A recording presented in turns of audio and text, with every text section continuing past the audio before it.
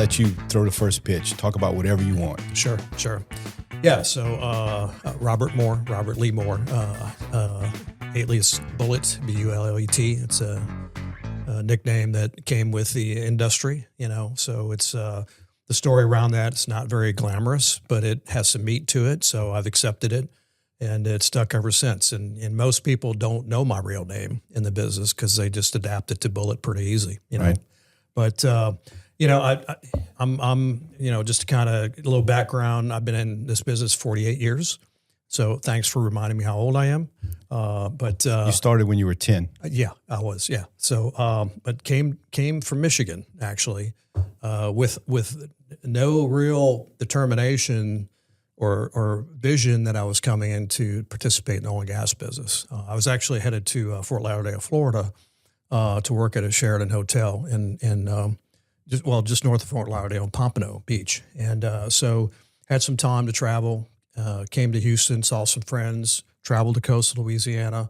My dad at the time had some interest in a company called Conmaco Industries, which was in Thibodaux, Louisiana. They manufactured machining parts for a cane equipment company. And he said, well, look, when you're going that way, why don't you stop in a little town of Thibodaux and check out, just kind of spy for me. And anyway, I did that, ended up in Thibodaux, and I liked Thibodaux. It was a little bedroom community, a little college town. And of course, the first order of business when you're in a new place is where's the local bar. So at that time, it was the Courthouse Lounge downtown Thibodaux. And I was fortunate enough to meet some iconic people that kind of put me on the path that ended up where I am today. And a lot of that conversation was around the oil and gas business. I had no conceivable notion about it. And the more I understood it, the more I kind of got more interested in it. And the idea that the thing that really was attractive was 7 and 7. Never heard that before. Coming from Michigan, it's a unionized state. 12-hour days from that standpoint is illegal. Literally. Right. So I went on to continued on to Florida and realized it was just 24/7 tourism, constantly cleaning up and just trying to regroup. And I thought about it more and more. And I called Michael George was his name. His folks had Michael George, Sidney George Jewelers in Thibodaux. And I said, look, you told me Shell Oil Company was looking to hire. He said, yeah. He said, you want a job? I said, yeah, I do. So a few months later, I went to work for Shell Oil Company and kind of started the ground up, work in the yard, and then worked up into transportation. My first assignment was Cognac. And at that time, Cognac was the deep water platform of the Gulf of Mexico. It was state of the art. Yeah. So from the standpoint, and they threw me all in, from the standpoint of building out the structure at McDermott, the 3 base structures on the top side, to the actual setting the facility. I established a airport facility in Venice, Louisiana, to support that operation. We had 2 company rigs on Cognac, and then we had the lead foreman's office in the middle of the facility, and we drilled 72 directional wells off of that. So to imagine a kid from Michigan, right, never around this at all, had no conceivable idea on it, to be in the middle of this was just, for me, was iconic, But the important thing and takeaway was that I had to work extra hard. I had to earn respect. I worked hard to find mentors, and I did whatever they asked me to do and be very attentive to it. And I think that really helped me get started in a right direction with this business. I had no issue with the hard days. Growing up in Michigan, I did work on a farm. It was one of the first farms to go 24/7 farming in the state of Michigan. So at 13, 14 years old working the farm, I just never had that issue with whatever time you need to put in, you put in the time. So I adapted well to the environment on the 7 and 7 and 12-hour days, and quite honestly, 18-hour days for the most part. Right. But, I was able to earn respect from some iconic individuals that, of course, South Louisiana characters, very, just how they carried themselves, and of course I had a little learning curve with the Cajun adaptation to it, a little bit of language barrier, more Sure. on the different references to things that I had to kind of pay attention to, but I caught on quick. And I had a gentleman that I'll never forget, Joe Stevens. He was from Franklin, Louisiana. He was the lead guy, but just an awesome character, great mentor. I don't care who you were on the facility, galley hand to transportation to the roughneck and to the foreman on the other rigs. He treated everyone with respect, but he had the ability to bring us together as a team. And I think that's the great success about Cognac is to drill 72 wells off of that facility. We had our own machine shop. Companies like Tri-State, probably most of their tool arsenal was developed on Cognac because you just didn't have a lot of the techniques available. Directional drilling was balanced drilling. You didn't have a lot of the techniques like you have now, MWD, et cetera. So I was able to work with Percy Little and Paul Walton, two iconic directional drillers in the business. So that was a whole nother learning curve of learning that part of the business, the aspects of directional drilling. And it just, was so much to take in at that point in my life as a young man. Right. But I knew I was all in at that point. Well, you wanted to learn. Absolutely. You had a curious mind, and it sounds like you listened more than you spoke, and you sought out mentors. And one thing about mentors are crucial to an existence if you want to be in a career. But you have to close your mouth and open your ears and be willing to work those 12-hour days, show some respect, and the mentors will find you. You really don't have to seek them out. They will notice that you're doing 110% and you're paying attention and you have work ethic and you care about whether you're swabbing the deck or chipping and painting or working a needle gun or working on the rig floor. They'll notice that you're putting in the extra effort, and they'll notice your work ethic, and they'll gravitate to you. I think that's a big part of anybody's existence in leadership is look for mentors, listen to them, be willing to say yes and. I'd love to do that. Could you show me how to do it without killing myself? Let's do it. Right. Absolutely. Yeah. Such an important attribute of life and business that, that people need to instill. Yeah, no question about it. And again, had those gentlemen had not taken me under their wing at that point in life, and again, to be such a part of such a profound project, that really catapulted me into the business, and I was all in at that point. To the point that, now granted, working for a big company like Shell, they, like any big company, get policy issues and so forth. And as time went on, they started little development programs like they profile you. What is your career going to look like? What education you need to start, critiquing in your business to get you to that point. They had me retiring in Venice. Okay. So, in my early 20s, I just got married in 1980. That was not as ambitious of a goal that I had, right, in my mind. And it was a tough decision, but I opted to leave Shell. And I guess one of my biggest regrets in business is that I didn't stick it out. I didn't get 10 years. They were matching us 3-to-1 in our profit sharing. So my outcome might have been a little bit different than it is now.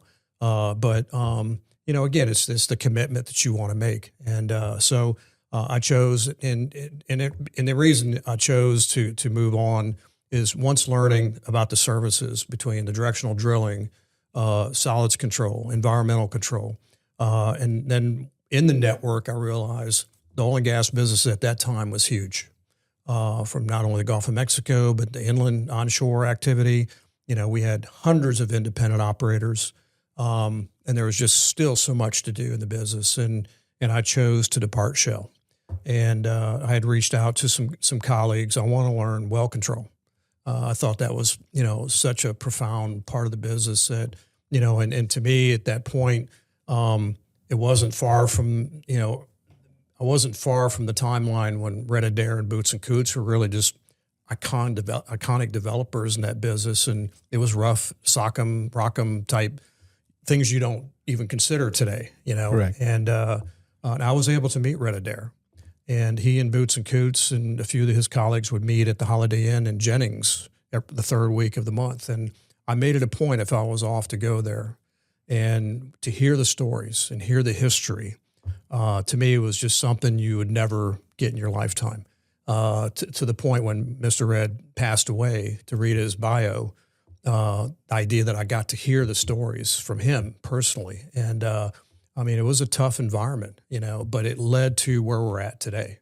And you needed those pioneers. And I sometimes wish I would have came in a lot sooner in the business to be a part of that. I just had a lot of respect for that pioneer type, get her done, whatever it takes, and I thought that was pretty cool that a kid from Michigan, again, to be a part of that. To me, it was great timing.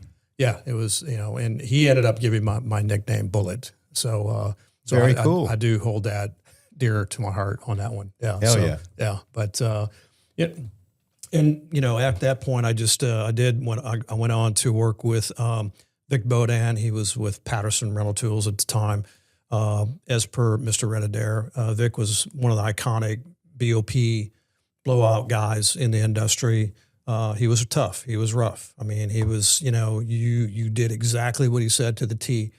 And it wasn't long after that, I was on posted barge rigs in the basin, actually going testing the BOP stacks. And actually we had a well control issue for a Conoco project in the North Basin where well was blowing out, and I had to pull the bonnets and put some shear rams in there that they weren't functioning properly. So, when I realized what I was doing, I'm like, what did I get myself into? And so be careful what you ask for. But again, it was the experience thereafter was like, yeah, okay, now I know how those guys felt in that time, having to do that. Right. So, and then from there, I just kind of, continued to be really interested from an entrepreneurial standpoint, got into the environmental side of solids control. I was always intrigued by the mud side of the business and zero discharged, and but migrated more of that into the land business. And again, like I said, that was a whole nother world altogether. And just from, the network of people, the clients, and the different issues and, conditions around the country, that were challenges. But it was, but that part of our business helps make you better at what you do because you get the opportunity to deal with different circumstances every day. And I think, and we still deal with that today. We're still on a learning curve today, so, and I ended up, then kind of networking back into the logistics side of the business with two good friends of mine. And, we worked closely with a company called Francis Brown and Associates. Mr. Francis was, again, another iconic individual in our business that really developed our business and had a lot of respect for him. And he and his firm represent a lot of independent companies. We work for companies like Agit Petroleum, LL&E, Weeks Petroleum, so forth. Just on and on. We work for Enron, and we're there when in their demise. But having that diversity with all these different companies, you have different characters of individuals, you have different operating principles, that again, listening and learning helped me develop back into going to work for Apache in 2005 as a consultant. I had no intention to get back into it full time, but Apache at that time had acquired the Chevron BP properties and literally tripled their business. And in 2005, we know what happened with the hurricanes. So an individual that I totally have great respect for and still do is David Carmody. Again, another individual, great mentor, great team builder, always had a really positive attitude about life and about the business, and tried to keep everybody focused on the business and even in hardship. And so I ended up helping them kind of recover from the hurricanes, and it was only supposed to be for a short period of time, and I was going to go back into the environmental side of the business. And anyway, long story short, I ended up working for Apache full time, and it was pretty iconic because especially since going with Apache after being with Shell, many years prior, all the property sets were the same property sets I dealt with at Shell. So it just everything kind of went full circle. So that comfort level, the adaptability, I totally was, knew what we needed to do there. And especially after, Rita, Katrina, Ike and Gustav, the damage Gulf wide was just horrific. And, so we were, went from, a few boats to over 100 marine vessels. We had, 37 lift boats on the payroll. We had, 47 some odd helicopters, and just, we were spending $1 billion a year on just logistics. And, wow, it takes a lot to manage that. And of course, while granted, in those kind of situations, you're not necessarily watching the efficiency of it, but you still have to watch the economics of it and understand what you're doing. And of course, and then just, continued on with Apache through their acquisition of Mariner for the deep water side, which unfortunately was kind of the beginning of the end for us. It just, we kind of bit off a little bit more than we could chew. And then fortunately, Fieldwood came into play and acquired Apache Shelf back in 2014. And of course, that was a whole nother journey with new leadership and with a whole nother set of challenges. And the challenge there, of course, was the best day was when Fieldwood acquired Apache. Oil price was $103 a barrel.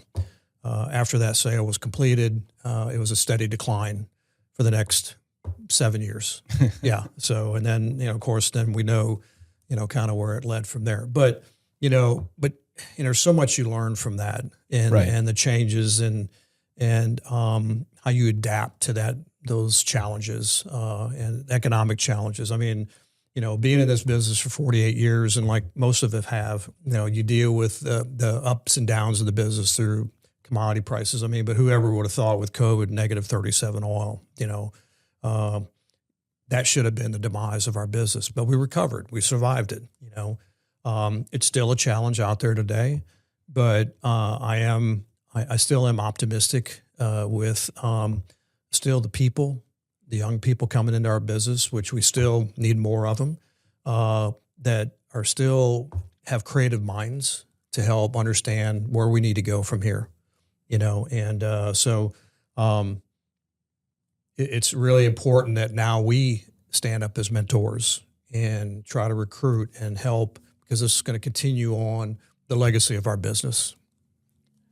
The through line I see in your story is a life of networking and creating relationships that allowed you to learn from people that knew and roll that up into what you did. I have a similar background where I jumped from here to here, and in the moment, I didn't know if it was a leap forward, a leap sideways, or a leap backwards. But now, as I sit today, everything I've done in my life, from fireman, paramedic, banker, little store owner in Lower Terrebonne Parish, paramedic offshore, safety guy, part-time accountant when I had my own store, I use all those skills today, and I use all the networking skills. And you mentioned all these iconic people that you respected, and you valued the time you spent with them telling stories. One story I told recently is that when I was young, I was 14, I was working at the shrimp factory, and my favorite part of the day was when we were finished, and all the old timers would sit on what I call the bench of knowledge in front of the factory. It was this bench, it was in the shade, and at the end of the day, they'd grab a Coke, water, beer, whatever they wanted to drink, and they would just sit there and talk. Me, as a 12 or 14-year-old boy sitting in the corner, sipping on my Coke and eating my candy bar and my chips, I would listen to them intently, and I would learn so much in those conversations, very much like you talked about going to those networking events. That's where the education took place. And if you didn't listen, you missed it, and you can't get that back. So that was a huge benefit to me. You also mentioned LL&E. My dad worked for LL&E for 32 years in Houma. His name was Gerald Voisin. He was in charge of the Houma fee lands. They had barges they used to maintain the lands and build structures and patrol and everything. His life was very similar because he grew up following his great-grandfather around, Cyprien Voisin, who owned a platform out in the marsh where the shrimpers could come bring their shrimp and they would dry the shrimp. And he managed trappers, shrimpers, fishermen, the landowners, and he coordinated all of that. And that's where Dad learned what he did. But he worked for Louisiana Land for 32 years, had a great career there. And that's what I wanted to do. I wanted to go to work for an oil company, put a shirt on, Texaco, Amoco, and work to retirement. Well, in my generation, it didn't work like that. You had to change shirts and move. Things were moving. People got bought out. Bankruptcies happened. So it's very interesting that the life we lead now almost requires you to be a lifelong networker, because if not, the train's going to pull out the station and you can be going, hey, where y'all going? You know, I think that's beautiful. You have a beautiful story to tell. And I encourage you to take what you just talked about and put it in a long form book, memoir, or something, because there's so much beautiful information in there that is so valuable to the young people today. Like, we try to get them to come to some of these events that LAGCO puts on for existence. Sure. Getting a student at UL to come to a networking event, you almost got to have free shots or something. Right? And their networking is on a phone. Sure. Yeah. And there's value. There Social is. media has value. The internet is a great thing and a terrible thing, right? Right. But there's no substitute for sitting down with another human and having a conversation and asking some questions and watching the glimmer in the eyes of a veteran worker telling a story and respecting that story and trying to learn something from that. I think that's what's missing today, and we need to keep doing that. Oh, without a doubt, yeah. And I continue the network. And I was going to tell you, just on the simple trip over here this morning, I got a call from a former colleague, and this is where you'd never know, especially for so many people that you come in contact with over your career. Bruce and I worked together at Apache. He was one of our accounting auditors, and he's doing freelance auditing right now. He was in Newfoundland this morning, so doing an audit on Hibernia. And for people who don't understand the Hibernia project, I always encourage young people, if you really want to understand how significant this business is, go on Discovery Channel, check out the Troll Project or the Hibernia Project, and not just and pay deep attention to the environmental elements that contribute to how we need to adapt. And we were talking about that this morning. Bruce was sitting there and he's looking at all these vessels that are up there to support the oil and gas industry, but most of which are up there to protect the environment. Icebergs, a simple thing. Hibernia Project, the way it's designed at the base of the water level, it's a jagged base so that it should iceberg impact the platform, it breaks it apart. But still, you have to be proactive and avert that chance from even happening. So they typically have had, since the beginning of that project, 2 large 300 class anchor vessels that all they do is patrol and scout for icebergs. And their job is to divert them in the water channels to make them float away. You don't think about those things that are part of what we do. So when you think about, when we're trying to talk to people about our business is not just what you've seen or that preconceived notion on a rig floor full of oil, rope and a spinning chain. It is so much more than that. I mean, this is still an adventure. I still, when I get to still go off, I went offshore a few months ago. We were looking at some property sets, and I still get goosebumps going offshore. To me, it's just, to really understand how profound this business is and the things that you do in this business that you don't get in any other business, No. And so it's just, how do we lead young people to understand that? We certainly, we've improved on our messaging, but we have a lot of work ahead of us, but I constantly preach to all of these young people, my nephews in Louisiana Tech. I just, I've kind of read them the Riot Act and make sure know people, certainly people end up with alumni, et cetera, but there's a reason for this, and when I sat and kind of had to do my resume for my Board of Commissions position with the state, of course, 48 years, there's It's a book. I guess on one hand, it's a book, and you go, I haven't even had to sit back and, wow, I really did that. I mean, KPIs, I've been through 40 major hurricane evacuations in my career. And you don't set out to do that. It just happens. It just happens over time. But time served, that's part of your portfolio, So I was fortunate enough to manage, we had 735 platforms at Apache, covering 90,000 square miles of Gulf, from Port Aransas, Texas, Theodore, Alabama.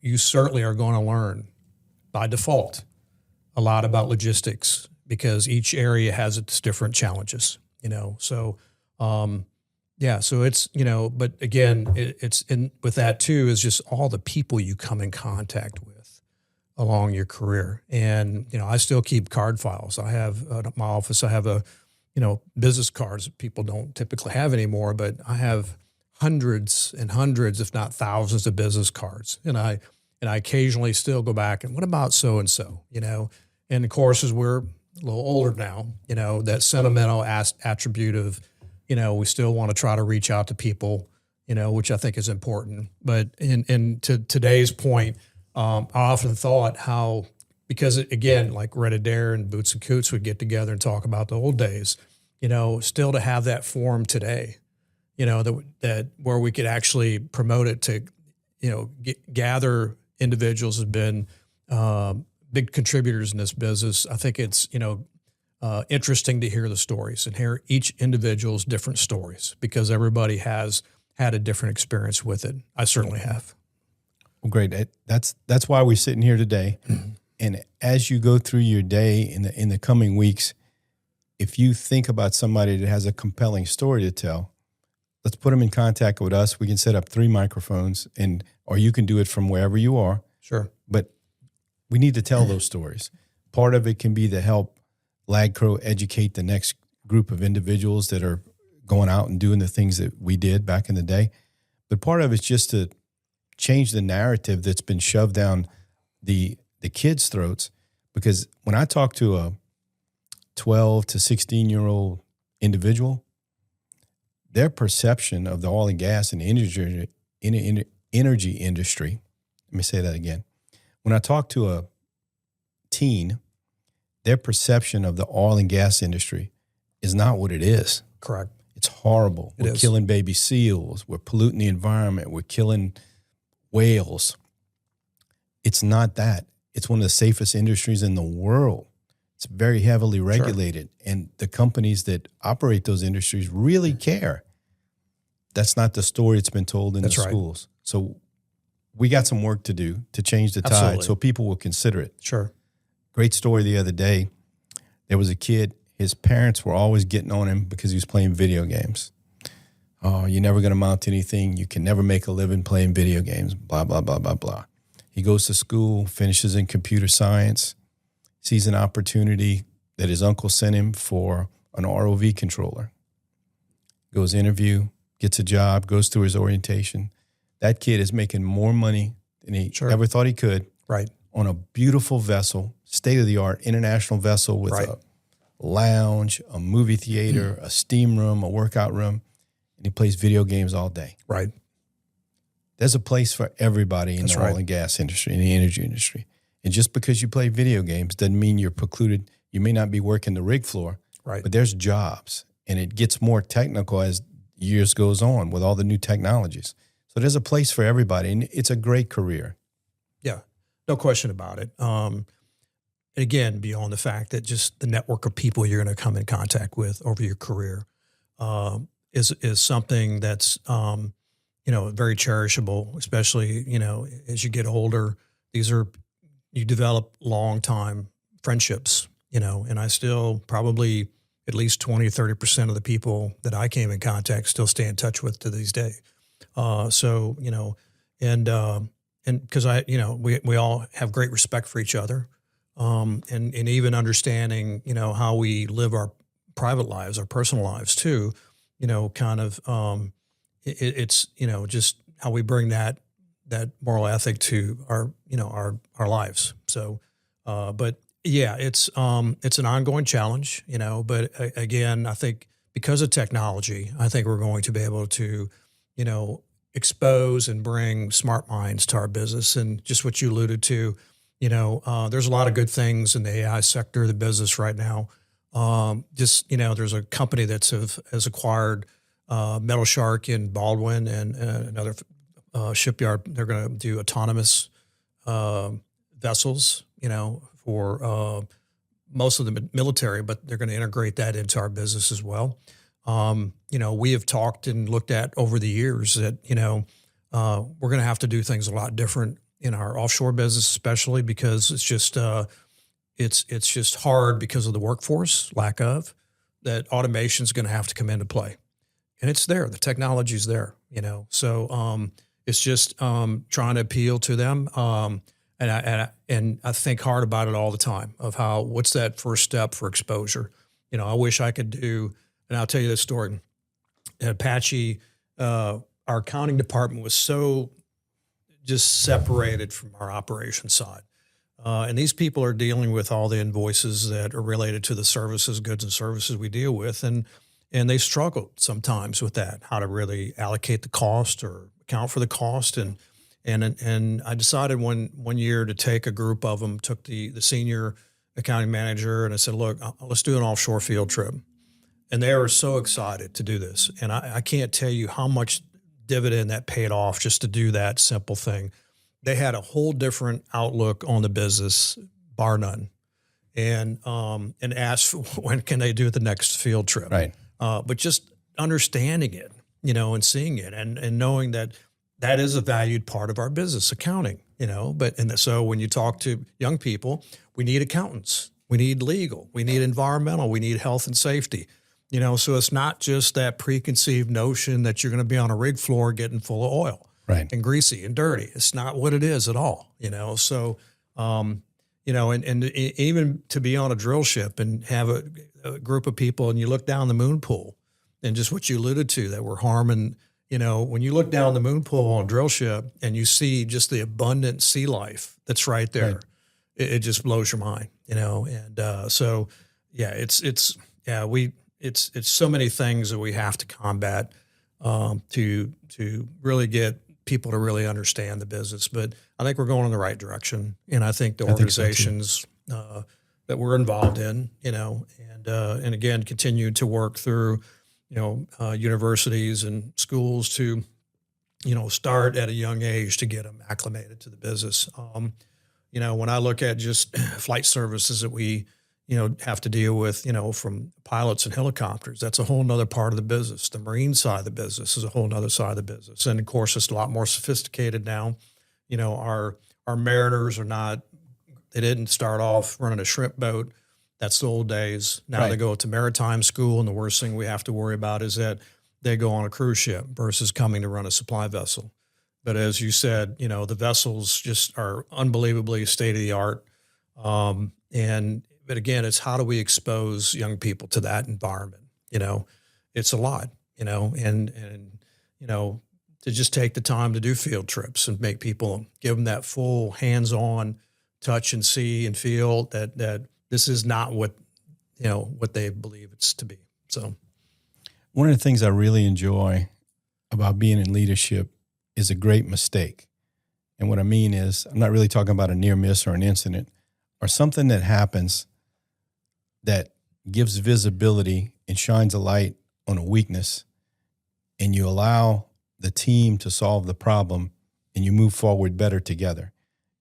Can you tell me a story of a great mistake that maybe changed something about the way you and your team were working that benefited you down the road?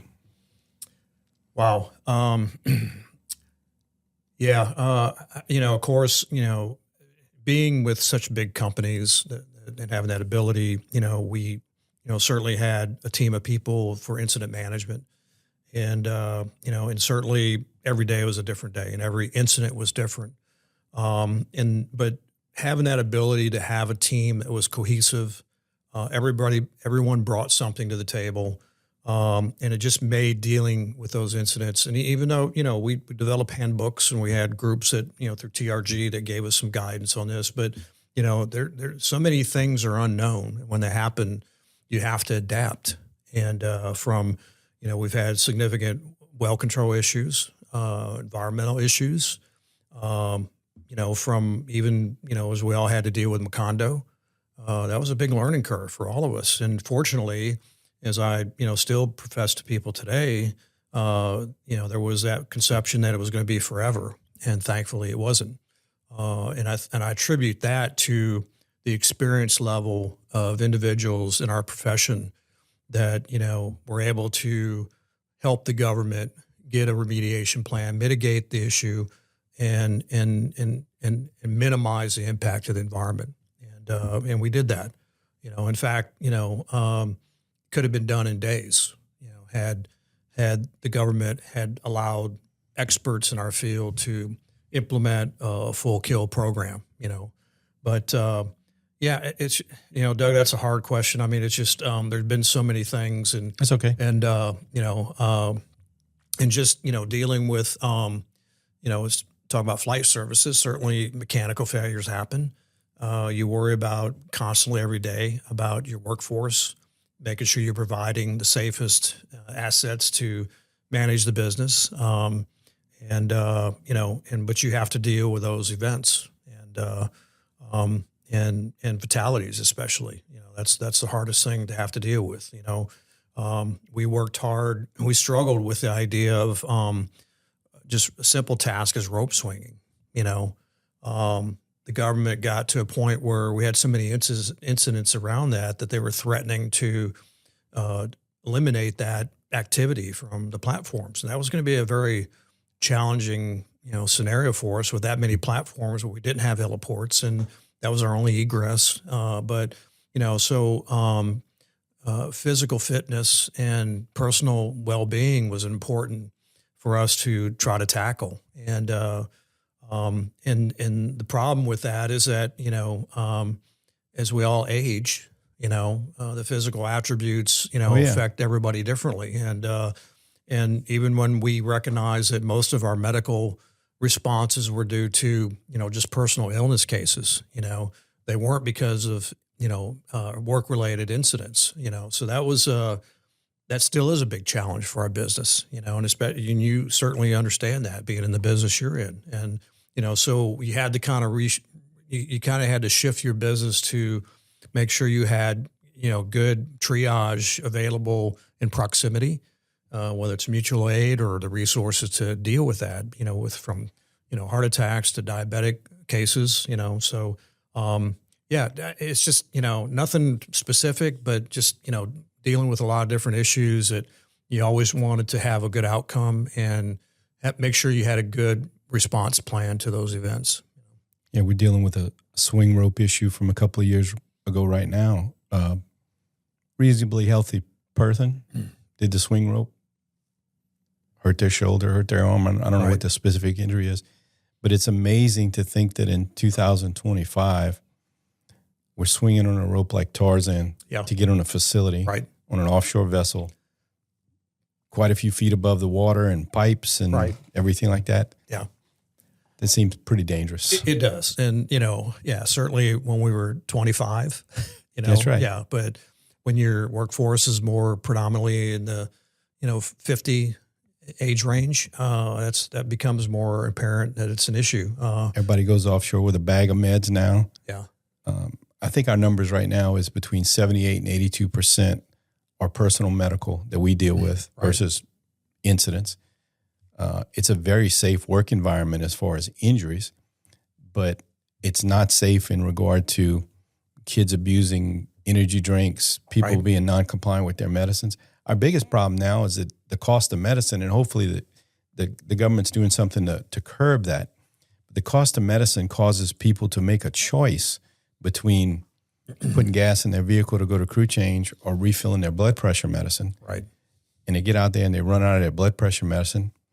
Doesn't hurt them day one. Right. Day two, maybe feeling a little funny. Day three, day four. Next thing you know, they're in the infirmary and they're having a hypertensive incident. A lot of people on these GLP-1 shots now.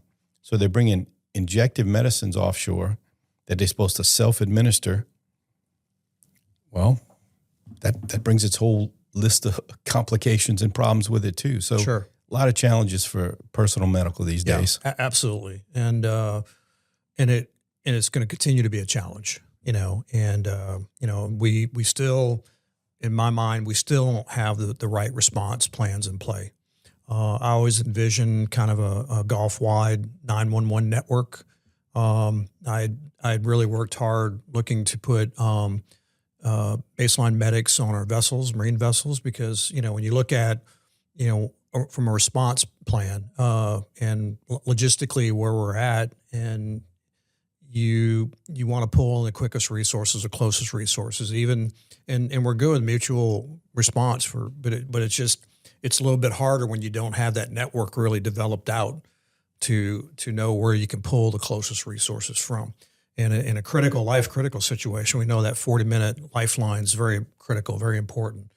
And even though we went into, the SARS program, the air response search and rescue program, just a spin up time for pre-flight is 35 to 40 minutes. So That's a challenge, so you depend a lot on your platform people that, for the most part, can administer the baseline, but in more critical situations, they're challenged, and and we put them in a very precarious situation by doing that.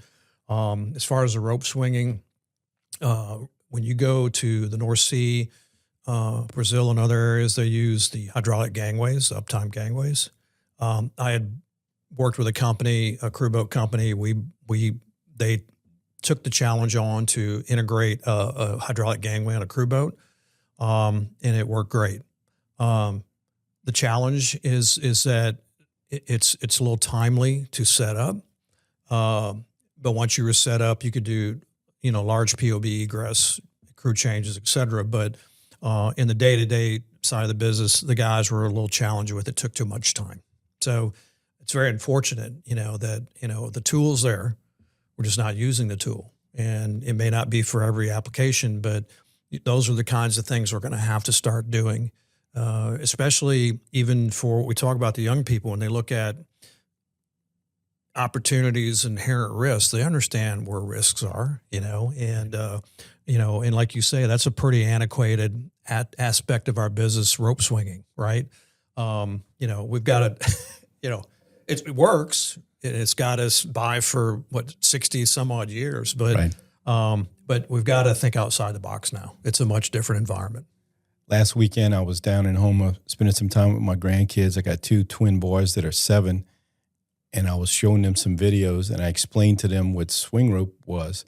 Now we have a rope under the tree that they play with, and they looked at me with this wonderment and this smirk on their face. I was like, "So, Popo, y'all swing on ropes offshore in the Gulf?" So, yeah, sometimes. Huh. It's like from the eyes, from the ears, the mouths of babes. Right. They were like, "Huh, y'all pretty silly." Well, and to that point, so my daughter and her husband just installed one of it looks like a personnel basket, the little swing, Oh yeah. And I've seen them over the time, and actually I had a old Billy Pugh. I brought it to the house and hung it up between 2 pine trees, and the kids loved it and played on it. I never knew I should have taken it to another level on a recreational basis, but my oldest son he looks at me, Patrick, who's been in the business. He goes, "Oh, this is a way you're going to acclimate the young people." It's get familiar it's with like the a gateway basket. activity. Yeah, gateway. Yeah. They go to offshore orientation and say, "Oh yeah, I'm very familiar with this." Yeah, I could do that. Yeah. But it's of course, granted, so many things are changing in our business. We know that the shelf environment is a dying environment. And the idea even now that, the economics of our offshore business is more, especially coast-wise with all the different services, benefits more from the decommissioning than they do from the actual production. While the deep water's, still a great opportunity for us, it's on a scale from economic support for the community, it's not there, and I've had to sit down with representatives to kind of talk about that, what has changed, and as we look at the next 3 to 5 years in the decommissioning, and we're down to roughly 1,200 structures on the shelf side, And I think, we're going to see that dwindle down significantly over the next few years. So, so some of these things will kind of fade out just by default of the business changing, right? And then we just have to see where we go from there. Well, thank you, Bob. We covered a lot of ground. Sure. If there's anything else you want to say or talk about, now's the time. Yeah. Before we finish up. Yeah. I mean, I appreciate you letting me be a part of this. Certainly, the idea to come in here and kind of, just kind of recap my resume, so to speak, and my time served. As I said, even I'm amazed at, at 69 years old now and 48 years in the business. And when you really sit back and look at where you've been, where you came from, and a lot of that was what you did personally, to just do what it took to get to this point in life. And I think that's what we need to really convey to the young people is whatever you do, make a commitment. Go all in. There's sacrifice sometimes. You have to make sacrifice. But there's a payoff at the end of the day. So thanks again for having me, Bud. Wonderful. You have a great story. Keep telling it. Thank you, sir.